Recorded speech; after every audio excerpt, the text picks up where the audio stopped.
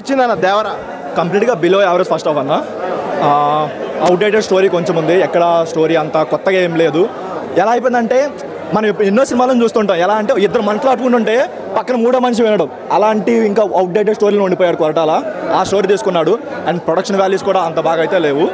Positive ఏమైనా చెప్పుకోవాలనుకుంటే అది screen పైన NTR, screen back side Anirudh ఇద్దరు అసలు ర్యాంప్ ఆడించారు. అనిరుద్ మ్యూజిక్ ఎలా కొట్టాడన్న? అదే అనిరుద్ మ్యూజిక్ అయినా ఎన్టీఆర్ పర్ఫార్మెన్స్, ఈ రెండే ఇద్దరికి సినిమాకి మొత్తం పాజిటివ్. అంతకు మించి చెప్పుకోవడానికి పాజిటివ్ ఇంకేం లేదన్న.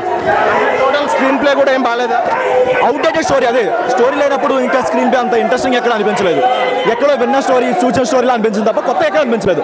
అండ్ ప్రొడక్షన్ వాల్యూస్ కూడా అంతేం బాగాలేదన్న. ఏదో మరీ డల్గా ఉండి సెట్లో తీసిన టీజే తెలిసిపోతుంది సముద్రం అయినా సరే. అంటే ఎన్టీఆర్ లుక్స్ కూడా విఎఫ్ఎక్స్ బాగాలేదన్న ట్విట్టర్లో ట్రోల్స్. విఎఫ్ఎక్స్ కూడా బాగాలేదన్న. అదే కంప్లీట్గా విఎఫ్ఎక్స్ బాగాలేదు. కంప్లీట్గా ప్రొడక్షన్ వాల్యూస్ అని విఎఫ్ఎక్స్ అని ఏం బాగాలేదు. కాకపోతే ఏంటంటే మాస్ సీన్స్లో, యాక్షన్ సీన్స్లో అందులో ఎన్టీఆర్ అయితే ఒక రేంజ్లో చూపించారు. అంతవరకు అయితే ఎన్టీఆర్ కాలర్ ఎగరేసుకునే సినిమా అన్నాడు కదా, చాలా కాన్ఫిడెంట్గా చెప్పాడు కదా, దానికి ఏం చెప్తారు? ఎన్టీఆర్ యాక్టింగ్ వరకు కాళ్ళు ఎగరేసుకోవచ్చు, కాకపోతే కొరటాల శివ అయితే మెగా ఫ్యాన్స్ ఎగరేసుకునేలా తీశాడు. ఓకే, ఇప్పుడు ఏం చెప్తాను, కొరటాలకు ఏం చెప్పాలనుకుంటున్నాను? ఇంకా సెకండ్ హాఫ్ ఉంది కదా, చూద్దాం. వీళ్ళు ఇప్పుడు హై పిచ్ మొత్తం సెకండ్ హాఫ్ గురించి, లాస్ట్ 30 minutes బాగుంటుందని చూద్దాం.